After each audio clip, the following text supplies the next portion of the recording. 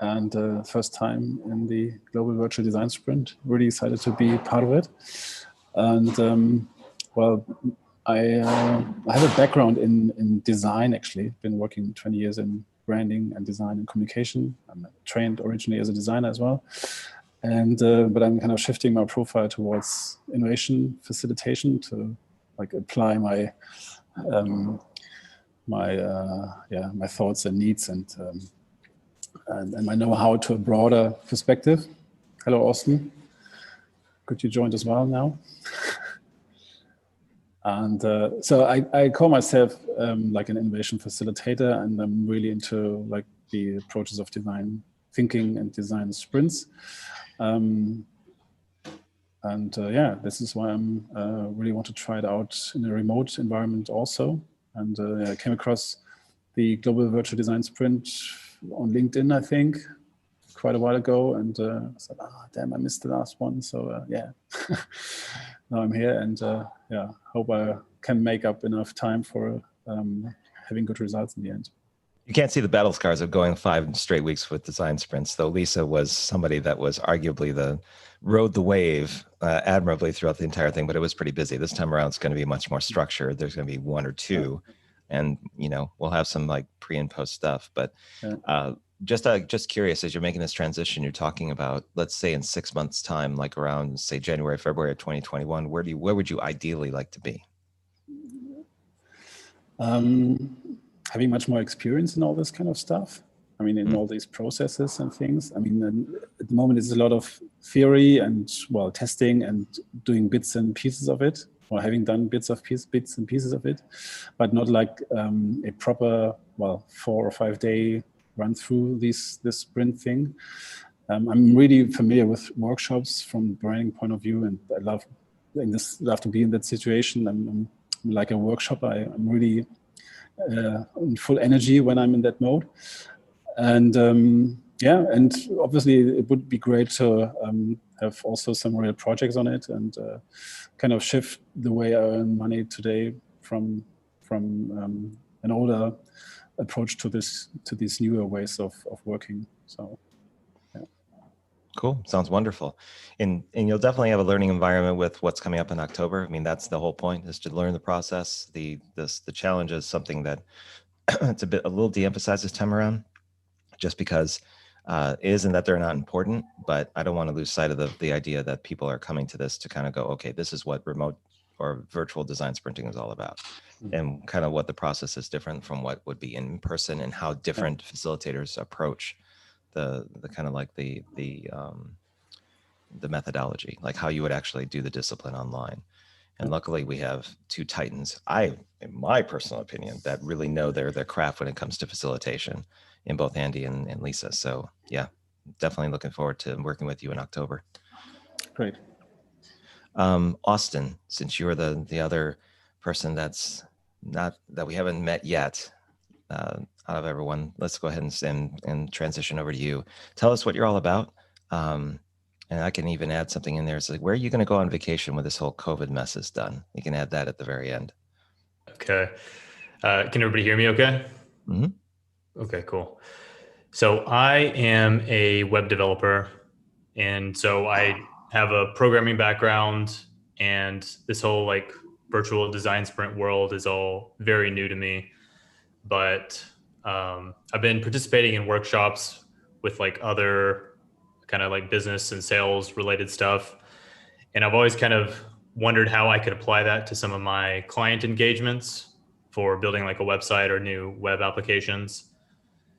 And so I read the Design Sprint book a couple months ago, and then started getting my feet wet with that, and started incorporating a few of the things that they talk about in that book with some of my client projects. And the response has been really positive. And that's kind of led me to dig in deeper and really want to get more hands-on experience and really like see how the full thing fits together.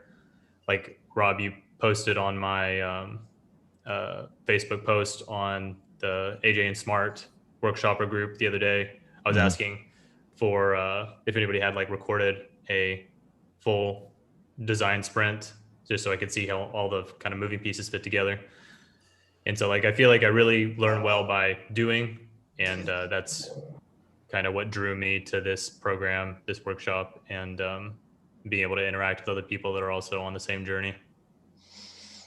That pretty much sounds like what's going on here, or at least that's the intent. So after we, if the end result of this beyond the experience is an all expenses paid trip to a vacation spot that you wanted to do after everything's done with the pandemic, where are you headed to? Probably Tokyo, Japan. Not So bad. yeah. And go ahead. My wife has family there, and we used to go pretty frequently, I guess before this year, and we're overdue to go visit her grandma again. So want to go back and eat some ramen. From my understanding, Japan is one of those countries that's handled the COVID crisis fairly well, because they're already social distancing. They wear masks whenever somebody has a cold, just out of like a courtesy. But is that your understanding there as well? Is that things have been tempered a bit in that country? Yeah, I mean, they're not on high alert, and they're doing a lot better than most places, but they have stopped all people coming in unless you have a work visa. So we can't just come and visit anymore like we used to. They definitely don't want people from Texas coming, because we apparently don't have our crap together. Yeah. You know, we're gonna defeat their herd mentality, or herd immunity. Yeah, there you go. Thing. Yeah. Yeah. All right. Well, very good to meet you, Austin. So let's transition over to Lisa.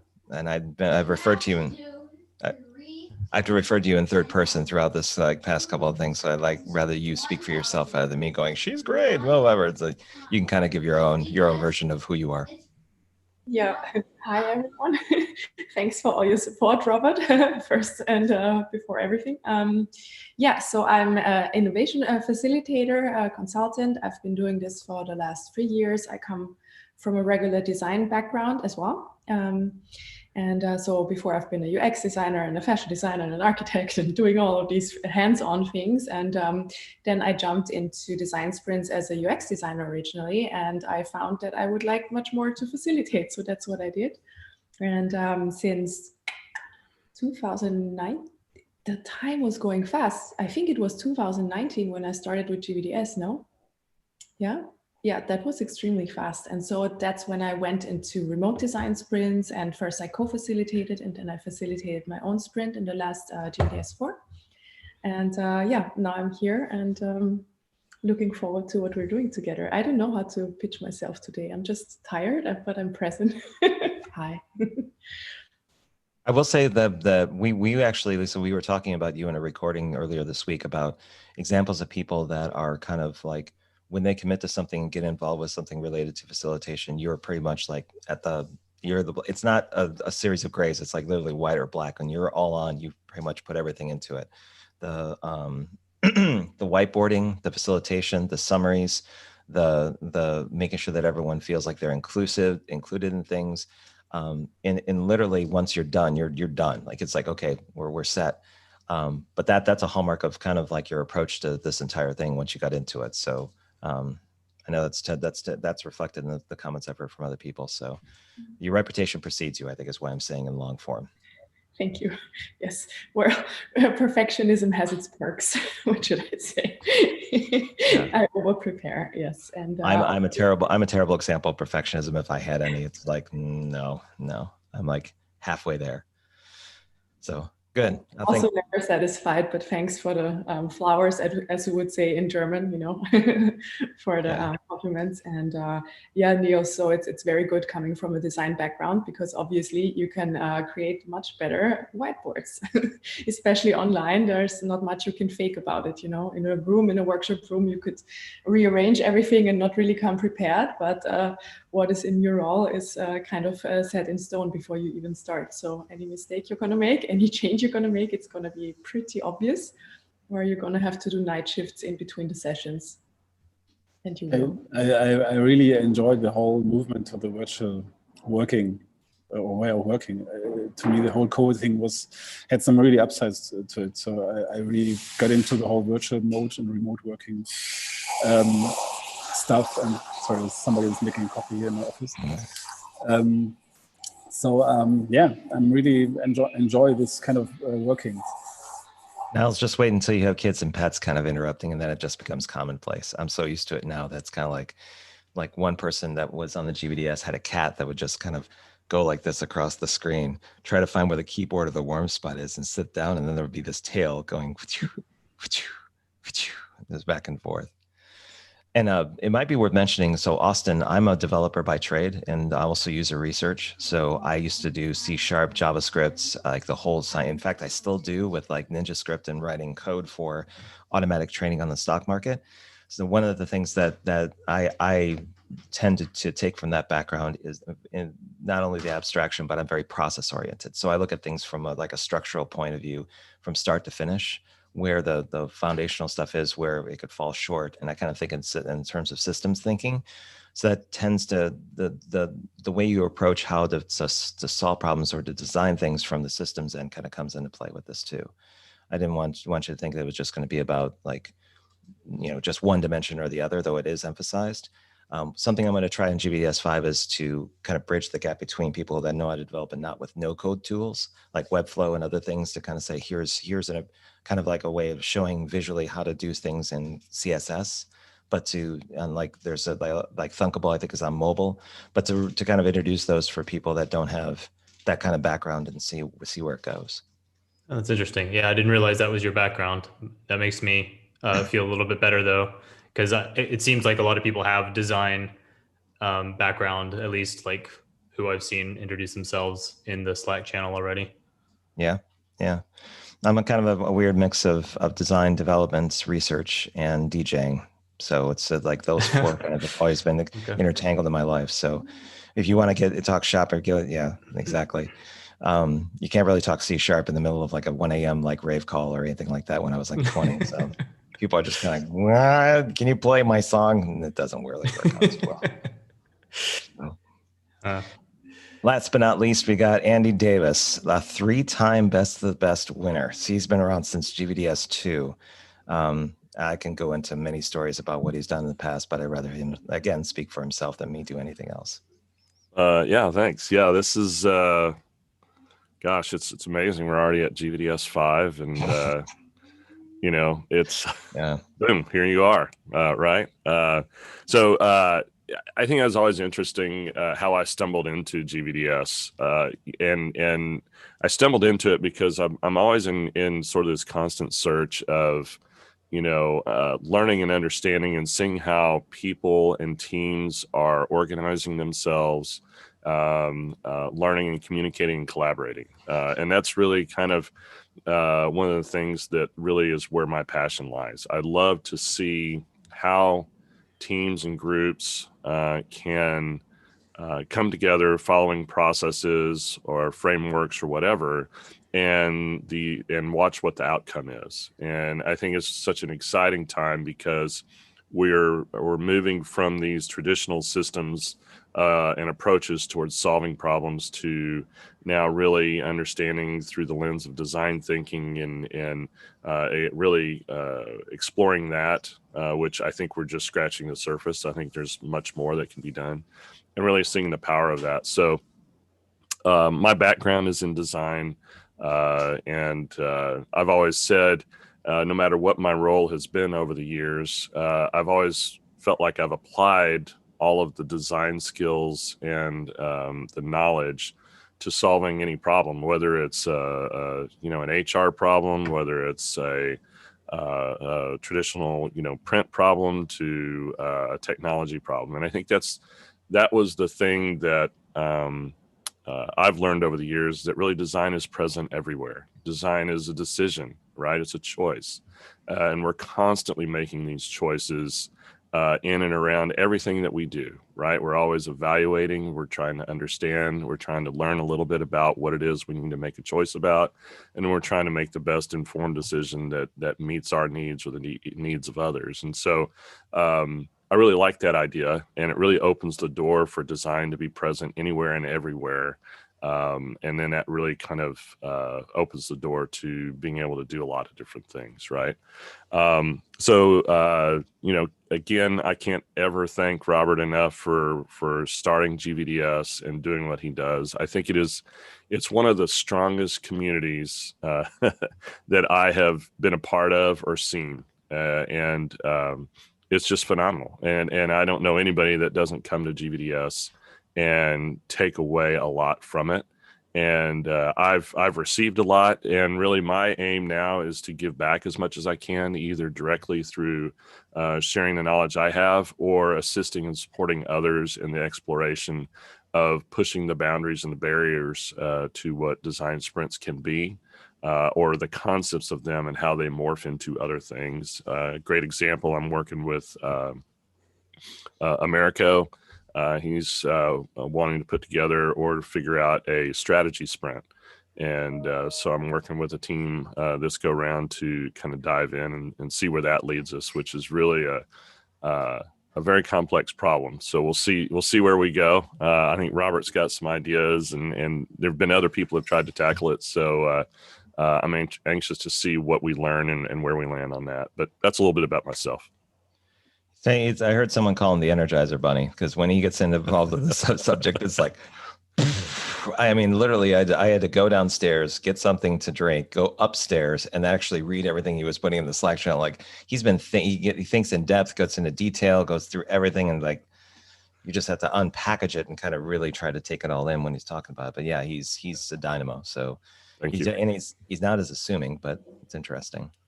So to kind of bridge what you were talking about, Andy, I have a question for both Lisa and Andy on this. Since both of you are experienced with GVDS and you've kind of been through the motions, done the paces, the challenge for me as an organizer sometimes is to make sure that I'm accommodating both of you in a way where you get the best benefit out of it rather than just the experience. So my question to both of you is like, what would you like to have experience or happen by the end of this run? Meaning that if it was something different than what you experienced in the past, what would be really meaningful or beneficial for the both of you?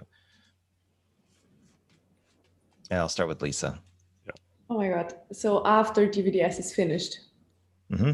Yeah, for this time around, for 5. So you've done, consider what you've accomplished with your previous events and what you kind of put your mind and effort into. And when you're thinking about 5 in terms of how it's structured and what you want to do with it, what would be an ideal outcome when you're in November, maybe the showcase is wrapping up?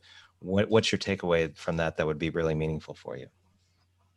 I think, so in the last GVDS, I've been for 4 weeks steady with my team, and we were a huge team, but still Slack can be overwhelming, and I would like to have a more personal contact with everyone who is actually a part of GVDS. So actually having a huge after party, Zoom party with however many people fit in there would be really nice.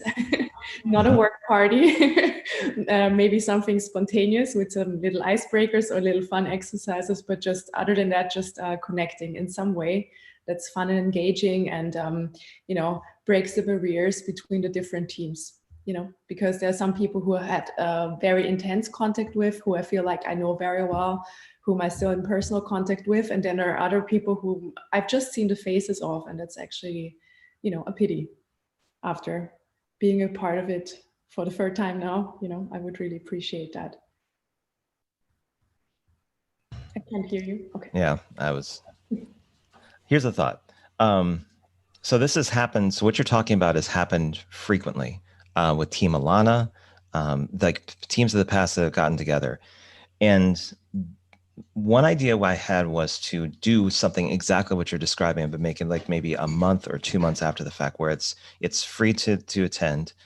You just list out the teams of the past and their assembly. And the purpose of it is to catch up with them, to see what they're doing, what they're all about. Maybe they can be breakout rooms. So it can be like a huge assembly of people, but then the breakout rooms are kind of coordinated to those teams. They spend maybe 30 minutes talking to one another to a certain extent. They can have a default mural if they want to kind of put in a memory board of different things that have happened or the conversation. So maybe that could be something that could be like in between these events, like the halfway point, and say like, okay, I look back on what teams have been there, invite them all to this kind of webinar that's going to happen, and then keep track of who comes and then which teams just don't respond at all, then I know that they're kind of like done. But for seem like Team Ohio, like the invites you put in there, that can act as like a reoccurring thing, like in between every session, so that I can also use that as getting feedback for what you want to see out of the next one. That way it's not just inquiring through an email saying, hey, what do you want to see? It becomes literally like a networking event, but a catch-up event for everyone to see what, to kind of like catch up on things. Mm-hmm. How does that sound? Sounds very good. And also on that note, so in the last GVDS, some people popped into our sessions and they were just acting from GVDS, obviously, but they were just acting as observers. And I don't mind people popping in. I think it's actually really interesting, and maybe that can be a thing to pop in and out of teams and actually dive into topics and give some insight real fast, depending on, yeah, I don't know if that will work. But anyways, if somebody pops in, I would actually like to oblige them to collaborate and not just watch.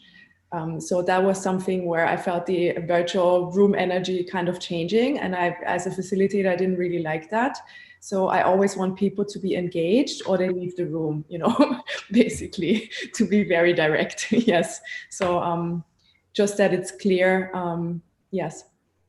So there was a suggestion from GVDS 4 to create some optional collaboration sessions the week of the sprint, so that people that are in different sprints can kind of come to like a group together, where the idea is that facilitators can ask questions of one another after Monday, like, is this normal for this to happen, or this is that? And the same thing with other team members that they want to chime in. So it's open-ended, but the focus is first facilitation, and then it's process, and then anything else that comes in where it's Q&A. So any lingering doubts or questions about things that are happening can kind of be sussed there. And then we make it very casual, like bring your own beverage or something like that, where it's just, maybe it's for eating time for some, or it's breakfast on the other side of the world for other people. But we use that as like a catalyst to like, okay, bring something that you want to kind of consume, or maybe you just come for the questions. And then that's a way of kind of, helping out. It's a combination where you could, I get your point about observing and just being there, but if you're going to be in the session, you can actually collaborate. Maybe that's an opportunity for people. It's like we'd like to have somebody else come in to help with this particular part because we're kind of stuck. And that's where if people have time, they can volunteer to kind of do that. Mm-hmm. Yeah. And lastly, in the last sprint, we had too many designers on board, and in the prototyping, so the transition between prototyping and user testing was difficult for us. So if we can do a deep dive on how to, the first 2 days, basically a breeze, even though they're the hardest, but to actually nail a prototype and make a decision in a team and stick with it. Maybe there can be some additional instructions also for team members, because I did my best, but storyboarding is really different in a remote sprint, and it's in an in-person sprint. And I saw last time, if the instruction is not clear enough, how much can go wrong, and that people just do screenshots and don't dare to draw, and then you end up with just 2 drawings, and that doesn't really give you anything to choose from, actually. I'll add to the video library that I'm doing prototype guide videos, or prototyping guide videos, to kind of go from soup to nuts on making sure that you put a structured process in place for creating those prototypes, that it's inclusive but doesn't go off the reservation, so that you know that this is the appropriate amount of time you should have. So it can save Niles an overnight session or anything like that he would do in terms of like overextending himself in that 24-hour period.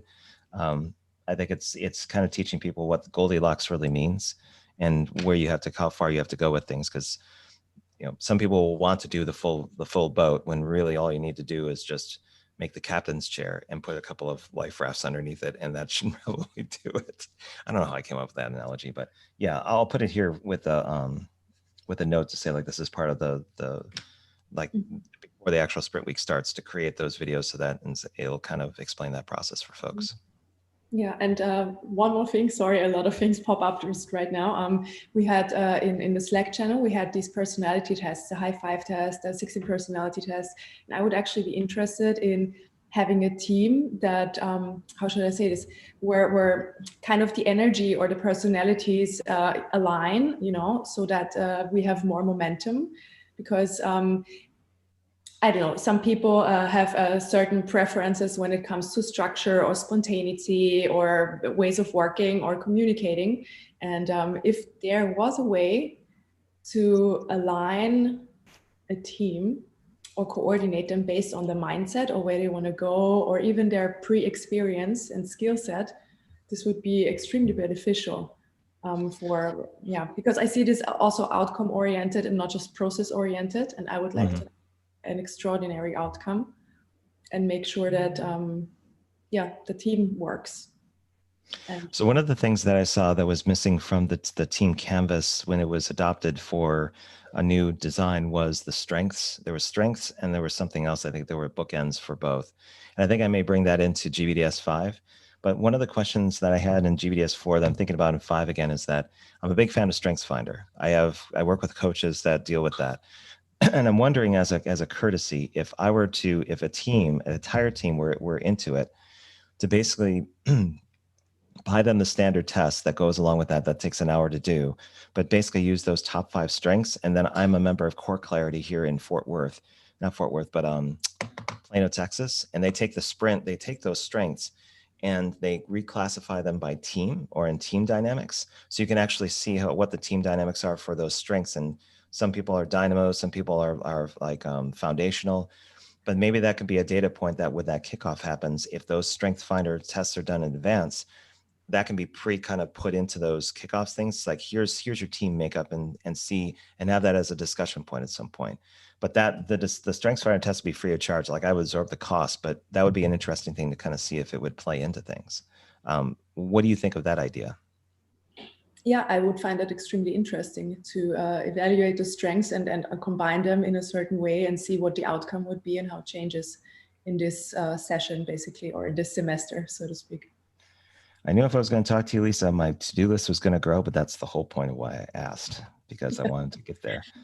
I would still have some more, but I'm going to shut up now and give it up to Andy. You don't know. You just have to know. You just have to. The appropriate way to say it is like, allow me to kind of think about these possibilities, and then we're going to go to Andy to transition to like another set of interesting insights. How about that? Yes, I'm the blunt type of person, and that's why it would be very interesting to work with a very blunt team. Maybe, yeah. If people are straightforward and just like kind of black and white, then it's like it's like everyone good? Yes. Okay, go. Then see where that goes. All right, over to you, Andy. I've got a number of things that Lisa wants to see out of this particular GVDS for you, who now this is the 4th run. I know you've mentioned that you kind of like the engagement and the experience and kind of learning new things. And you've also brought a lot of great perspective to the table. But for you, like what would be a meaningful outcome after 5? Yeah. So I've, as Lisa's been offering all of her great insights, I've been making a few notes, but mine's fairly simple. And that is, first and foremost, I want to give back. How can I contribute and give back to teams, to my teammates, to the GVDS? I think in doing that, the outcome for me is you always learn. You always learn from experiences. And when you immerse yourself and you kind of give your fullest effort, those have always been the times where I get the most out of anything that I do. So finding every opportunity I can to contribute and give back is very important. I think the continuous learning, and I think the learning for me is going to be in several areas. I think I'm very excited and anxious to experience the Dash. I think that's sounds very promising, and I'm very much looking forward to that.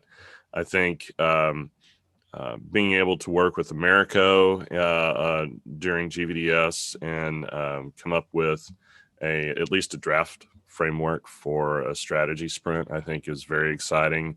I think there's so much learning that goes into that and trying to distill everything. There's so much content that group is already churning and creating. I think you've seen some of it, and there's so much to digest, and bringing that down into some sort of framework that is wonderfully simple but powerful, to me is very, very exciting.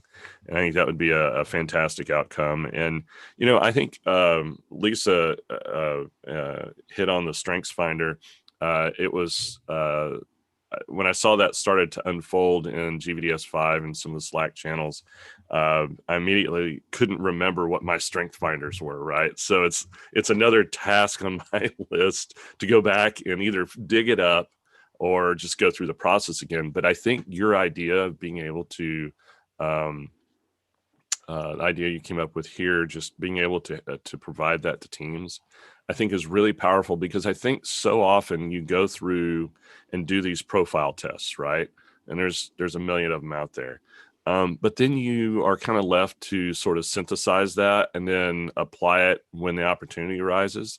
And I think during GVDS, if you're able to encapsulate that into going through the Strengths Finder and then immediately applying it into a team and actually kind of evaluating that along the way and asking questions as everybody is applying what they just learned from Strengths Finders and about themselves, I think could be very, very powerful, because it's really Strengths Finders in action. And so I another star from me if you can do that, and thank you, Lisa, for kind of bringing that topic up, because I think it's fantastic. And then with my other notes here, personally, one of the things that I want to focus on during the sprint is really working on finding productive and meaningful ways to challenge ideas and inputs during and through the course of the sprint. I think that's one of the things where many teams fall short, because you can find yourself going from day 1 to day 3 or through those series of activities, and find that maybe your idea or where you've landed was too the genesis of where you started was too broad or too narrow or too complex or not complex enough, and it can have adverse outcomes and affect some of the inputs and some of where you go, and you can kind of get there and go, wow, how did we get here? And I think that's one of the things that I really want to help teams find ways to really challenge that and make sure they don't lose their North Star, unless it's meaningful and the right thing to do, right? Sometimes when you meander through that, it's good. So those are some of the things that I'm interested in experiencing in some of the outcomes. I echo the social nature of, how does it look and how does it continue on? And I think exploring ways to do that, like you described, or breakout rooms or topic tables or things to sort of keep people moving, but at a pace that maybe is a few notches back. I think a lot of people, you go through GVDS and you're juggling your job plus those activities, and kind of take a big deep breath afterwards. It's wonderful, but you have to take a deep breath and then sort of reset a little bit after. And I think this would be a nice way to do that. So your point about basically challenging inputs, I think a large part of that is going to be in the pre-work sessions that we're going to be doing. Previous weeks to actually doing the sprint is like kind of making sure that we go through the motions of how to constructively challenge like a point of view or like an approach to something, given where you want to go with things. It may be more prevalent in the dash sessions where you're kind of vetting out what you're going to do on the market and you're documenting your assumptions. But it's also applicable for virtual sprints where you don't want to be in the situation where after going through your long-term goal and your sprint questions just on Monday, you find that by Wednesday or Thursday, what you're creating is completely diametrically different from what you had intended. So if you have that ability to kind of really suss through what you're thinking about and probably even build in some assumptions around what you're doing with the challenge, I think that'll go a long way to kind of preparing for that 180 all of a sudden that happens where you go through the work and you suddenly realize from an ideation process or even from a systems conceptual aspect of looking at things that things may completely change. So I hear you. On the giving back part of it, that we're doing member videos in GVDS for people that want to tag team on some of the topics that we're doing for the videos. Did you see? Oh, right. Yeah. For that could be something, if you still have that URL, I can send it over, but that can be a way where if you sign up for it, I just did one with Iva last night and Sandy in the afternoon. I got a couple next week that I'm going to be doing. It's basically us like this, having a conversation about a topic, but it's focused. So you can give your perspective on what you think and how you approach certain things. And that becomes part of the legacy of the library that I'll have about how to approach things that can pervade from event to event. So you go, look how young I looked. Look at that. I had, I actually had all my teeth. It's amazing, look at how skinny I was. It was amazing before all the tweets. So yeah, I definitely hear you about the pre-work session. I'll have to think about how that could be done. A challenge with the Dash though is right now it's very product focused, and there's a request to make it internal focused, meaning like how would you use that to change your internal process, but still maneuver politically the waters that you would normally have. Mm-hmm. And I've actually working with someone from a previous workshop on that, and it's looking pretty good.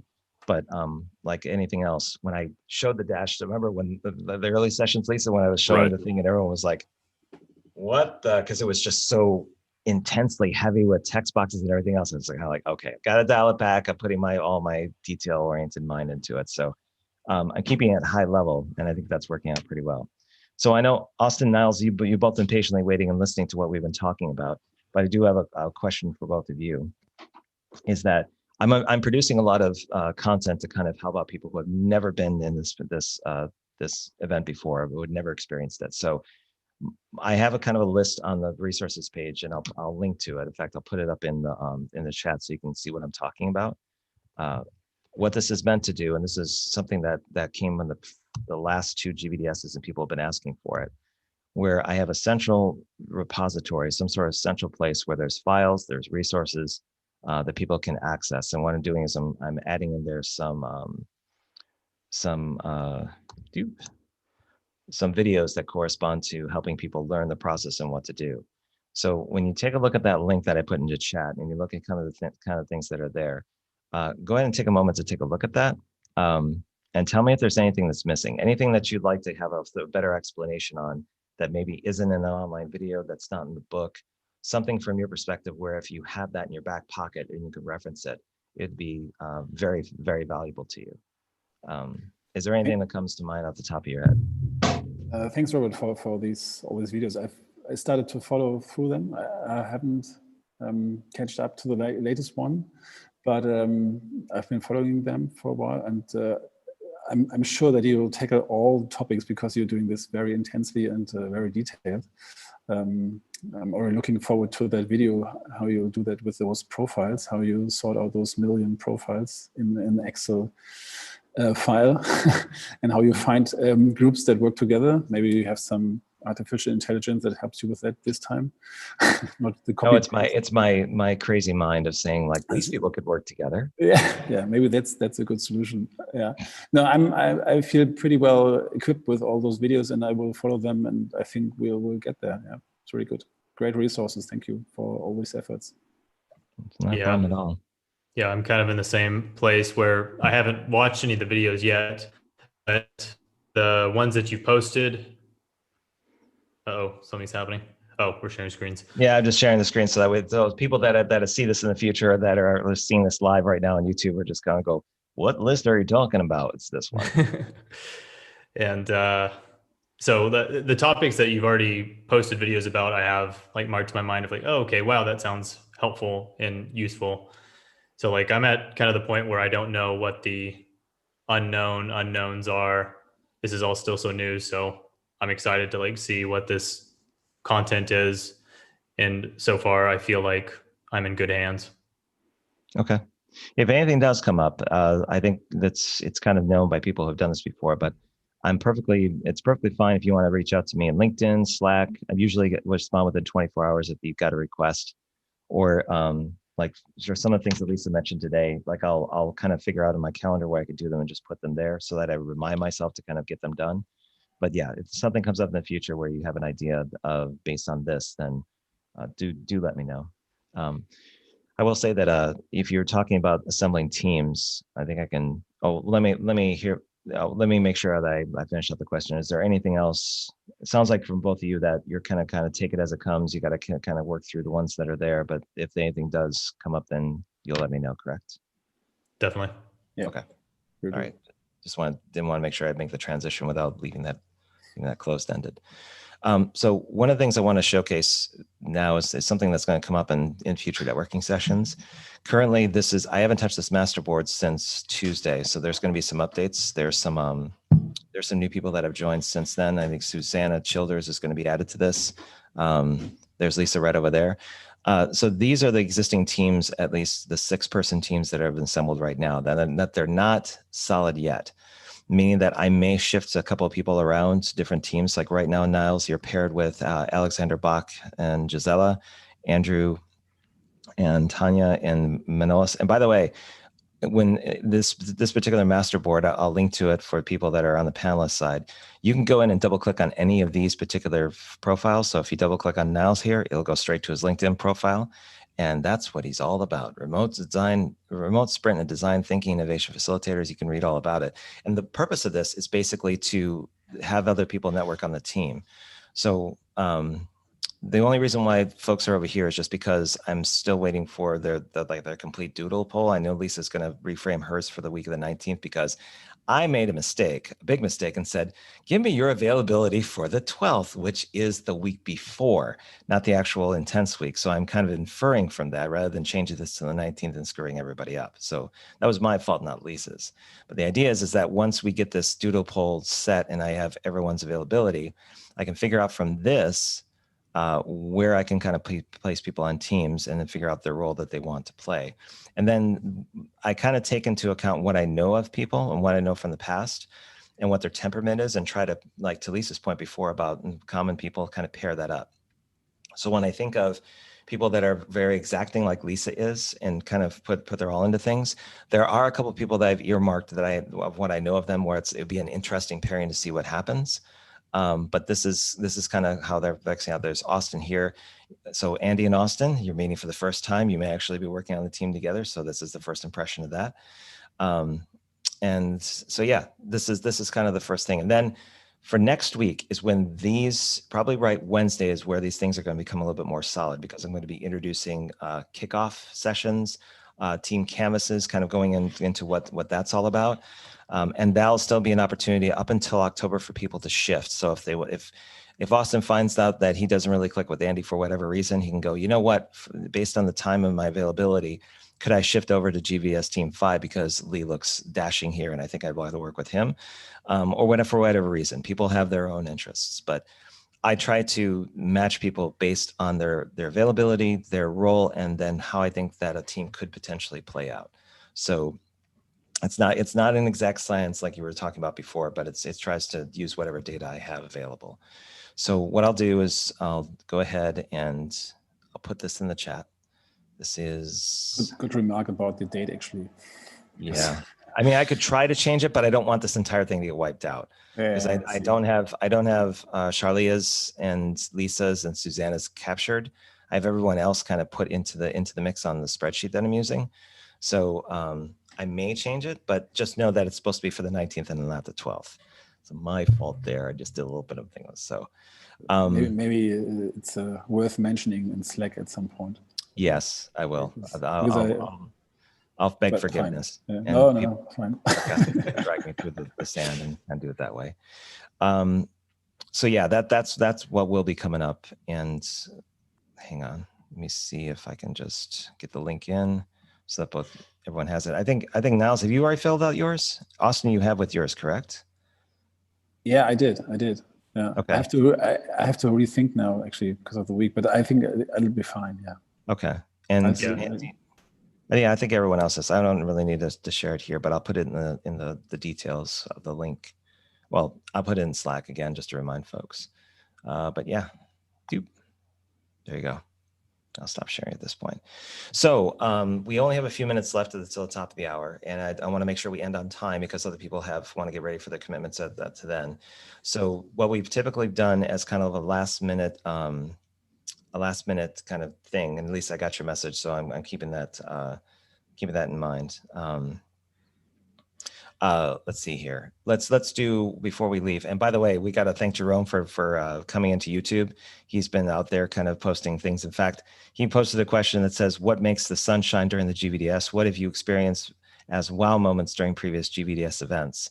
And I guess Lisa and Andy, if you want to touch briefly on that, we can get to the group photo and after that. But give us what would be your answer to what Jerome's asking here? Andy, do you want to start before I start rambling again? Oh gosh, the wow moment is always meeting your team. I think that's the best part.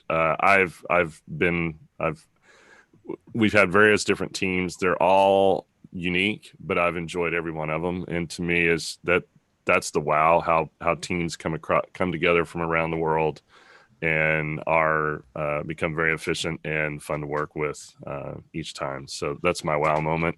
And I would say that also is what makes the sunshine for GVDS. Is the people. Mm-hmm. Lisa, how about you? Yeah. So what made the sunshine for me in the last GVDS was actually a very difficult topic, and how strong a team can actually personally grow together when they share their experiences around the topic or their personal affinity. So we had pandemics and domestic violence, and it was very intense and very tricky and very emotional, and we couldn't do a lot of the fun things we would usually do in between to, easen things up, but it brought us all together on a much different, much deeper level, and we shared some very personal stories and why we're there. So actually it was the heaviness that made everything, brought us together and made the sun shine in that case, and also brought us a huge deal of commitment within the team. And people went above and beyond to create prototypes and put in their own ideas. And even I think Iva created a logo within the lunch break or something like that, And so that was, what made my sunshine in that case. Very cool. Right. So as what we've been doing in the past few networking sessions is using your hands or your face to do some sort of expression on how that would typify how you're feeling about GVDS 5 and what you're looking forward to. So, I mean, mine could be kind of like this because I'm going to need a nap after everything I'm doing. So that be my pose. But just take a moment to think about it. Maybe it can be something like where you're speculating or you're excited or you're kind of like, there's too much to take in, whatever it may be. Go ahead and think of a pose that you'd like to do. And then on the count of 3, I'll take a group shot, make that the kind of snapshot of the thumbnail of what's going to be on the video. So I share it on social. You'll be forever captured in that pose. So no pressure. I mean, mine's going to be simple. I'm just going to go like this. So if you're ready, actually I have to do one hand because I have to do the capture with this. On the count of 3, go into your pose and I'll count slow. Are you ready? 1, 2, 3. All right. Thank you very much for coming all. It was really interesting and great to meet all of you. Like I said, I'm available online. I know that if Andy and Lisa would probably also welcome messages from anyone that's interested in finding out more of GVDS or even about themselves and what they do. They've always been very open with kind of starting up this conversation. So thanks again for coming. Thanks to everyone on YouTube, especially Jerome for kind of chiming in and asking questions. And we will hopefully see you, for some of you that are tuning in for the afternoon or the early morning one here, but late afternoon one that's coming up in 2 hours from now. So thanks, Niles and Austin and Andy and Lisa for coming by. Take care. Talk to you later. Thank you. Thanks, Robert. Bye. Nice to meet everybody. See you guys.